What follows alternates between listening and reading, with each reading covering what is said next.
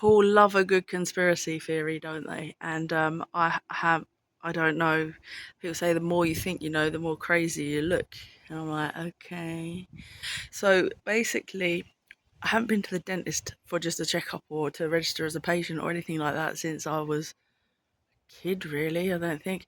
Yeah, and I got my mercury fillings when I was a kid. And as a teenager, maybe. Did I go as a teenager? Maybe, but it was all the same practice. And then I got a blow to the front of my face by supposedly a bus. Um, Went back there and they said I needed immediate root canal on this, and that was about, I said to her 5 years ago, but it wasn't. It was more like 2015, 10 years ago. So 10 years ago, immediate root canal, didn't get it done, kept the tooth. Because the only reason what put me off is because there was this drummer boy that lives in the borough and they did it on him, and it's half yellow, half. They did a very poor job. Anyway, it gets you to conspiracy theory thinking, because you go, oh, that particular dentist might be linked into that and they just might want to make a show of you. It's like, and when you're a kid, you're getting mercury fillings rammed in your head by someone called Dr. Payne and you're not in pain. And I was saying to that lady, I get a bit carried away, but if a kid's teeth, you're telling me their adult teeth will come through, but it don't mean they're actually adult teeth, is it? Because if kids were walking around with a whole set of fully grown teeth, they would look fucking ridiculous in their little skulls, right? So you're saying but that makes you look mental. I was like, he gave me the fillings when I was never in pain. The same with my brother, and a lot of people in the 80s say the same stuff. The more you chat, they go, I was never in pain when I went to the doctor, so I always had my head drilled. And then he got struck off later in life for improprieties, groping adults. And so it puts you off going to the dentist anyway. So I just registered for the dentist because I was in like ungodly pain yesterday. It was ungodly, mate.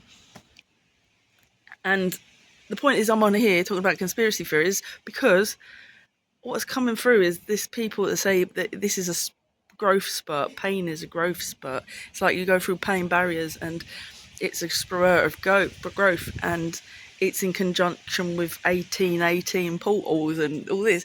And you go, well, if mercury filling's a conductor, and all these people on the planet are going on about portals all of a sudden, like Lion with like Lion's Gates and Sun portals and stuff, and 1818 portals.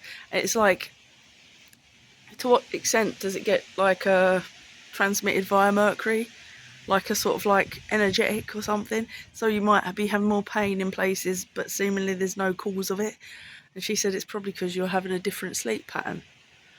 Good. And to some degree, if you've got all of your wisdom teeth in your head, you've got your wisdom teeth still in your head, aren't you? I said to the lady, aren't you? Is it possible that you're still sort of teething your whole life if they're still coming through your whole life? Because though you might just have a little growth spurt and then it just pushes your tooth over, and then you're grinding because you've got a different sleep pattern, and so it's a combination of things. It just makes your nerve endings bare fucking on edge. So yesterday, it's like I couldn't do nothing without them screaming at the top of their lungs, and I had to scream at some of my mum that was the only thing that stopped it. Screaming into like going, oh, like making that to rattle them around a bit, probably. It's like jiggly pokery in there. Do you know what I'm saying? But it's like when you're in these shoes, you just basically you ain't got the money to spend and the beautification to be had. You'd be like, yeah, whap a tooth out, put them in alignment if you like, if it's going to stop this nonsense like intermittent pain.